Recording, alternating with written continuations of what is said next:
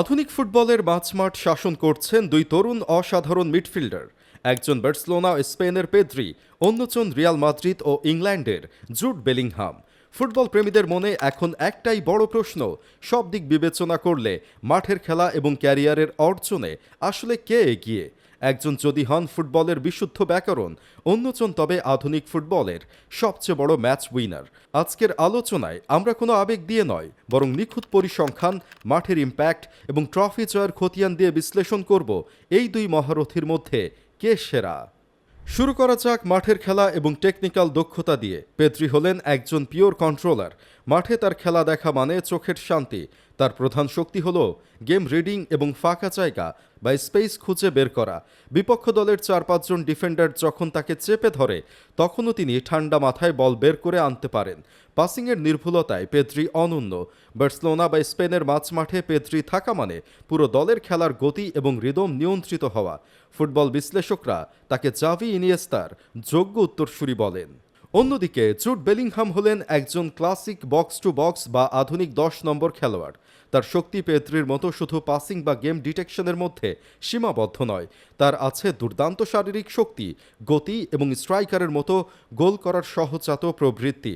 তিনি এমন একজন মিডফিল্ডার যিনি ডিফেন্স থেকে বল কেড়ে নিয়ে নিচেই কাউন্টার অ্যাটাক তৈরি করেন এবং বক্সে ঢুকে গোল করে ম্যাচ জিতিয়ে মাঠ ছাড়েন। এখানে যদি শুধু মিডফিল্ড কন্ট্রোল বা ফুটবলের বিশুদ্ধ ক্রাফটের কথা বলেন, তবে পেদ্রি এগিয়ে। কিন্তু যদি র পাওয়ার এবং একা ম্যাচ ঘুরিয়ে দেওয়ার ক্ষমতার কথা বলেন, তবে বেলিংহাম অনেক ব্যবধানে এগিয়ে থাকবেন। এবার আসা যাক সবচেয়ে বড় বিতর্কে, কার অর্জন বেশি এবং কে বড় টুর্নামেন্টে বেশি সফল। জাতীয় দলের কথা বললে পেদ্রি এখন অনেক উঁচুতে। 2024 ইউরো কাপ জিতে স্পেনের এই মিডফিল্ডার নিচের প্রোফাইলকে এক অন্য উচ্চতায় নিয়ে গেছেন। এর আগে 2021 ইউরোতেও তিনি টুর্নামেন্টের সেরা তরুণ খেলোয়াড় হয়েছিলেন।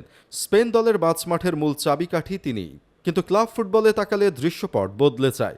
বেলিংহাম রিয়াল মাদ্রিদে যোগ দিয়েই প্রথম সিজনে লা লিগা এবং মর্যাদাপূর্ণ উয়েফা চ্যাম্পিয়ন্স লিগ জিতেছিলেন। সান্তিয়াগো বার্নাবুর মতো কঠিন মঞ্চে গিয়ে প্রথম দিন থেকেই দলের প্রধান গোলদাতার ভূমিকা পালন করা এবং ব্যালন ডিওরের শীর্ষ লড়াইয়ে থাকা কোনো সাধারণ কথা নয়। ইংল্যান্ডের হয়েও তিনি ইউরোর ফাইনাল খেলেছেন এবং গুরুত্বপূর্ণ গোল করেছেন। জাতীয় দলের ট্রফিতে ইউরো 2024 জয়ের কারণে পেদ্রি এগিয়ে থাকলেও ক্লাব ফুটবলের সবচেয়ে বড় ট্রফি অর্থাৎ চ্যাম্পিয়ন্স লিগ এবং ব্যক্তিগত বড় পুরস্কারের দৌড়ে বেলিংহাম পরিষ্কার ব্যবধানে এগিয়ে আছেন। তাহলে সব দিক বিবেচনা করে শেষ পর্যন্ত কাকে আমরা এগিয়ে রাখব? পরিসংখ্যান এবং ধারাবাহিকতার বিচারে বর্তমান ফুটবলে জুড বেলিংহাম কিছুটা এগিয়ে থাকবেন। এর সবচেয়ে বড় কারণ হচ্ছে পেদ্রির ইনজুরি সমস্যা। ইনজুরির কারণে পেদ্রি ক্লাব ফুটবলে টানা পারফর্ম করতে পারেননি, যা তার ক্যারিয়ারের গতি কিছুটা হলেও কমিয়েছে। অন্যদিকে বেলিংহামের গোল করার ক্ষমতা, বিগ ম্যাচ পারফরম্যান্স এবং ট্রফি জয়ের ধারাবাহিকতা তাকে এই মুহূর্তে একটি কমপ্লিট প্যাকেজ হিসেবে প্রতিষ্ঠিত করেছে। কিন্তু জাতীয় দলের কথা চিন্তা করলে পেদ্রি এগিয়ে থাকবেন। তবে মনে রাখতে হবে, ট্রফি বা গোলই শেষ কথা নয়। পেদ্রি হলেন সেই জাদুকর যাকে ছাড়া বার্সেলোনা বা স্পেনের পুরো ট্যাকটিক্যাল প্ল্যানই ধসে পড়ে। সংক্ষেপে বলতে গেলে, আপনি যদি এমন এক মিডফিল্ডার চান যে খেলা তৈরি করবে, তবে পেদ্রি সেরা। আর যদি এমন কাউকেই চান যে গোল করে ট্রফি এনে দিবে, তবে বেলিংহামের কোনো বিকল্প নেই। তবে আপনাদের কি মনে হয়, আপনাদের চোখে কে সেরা মিডফিল্ডার?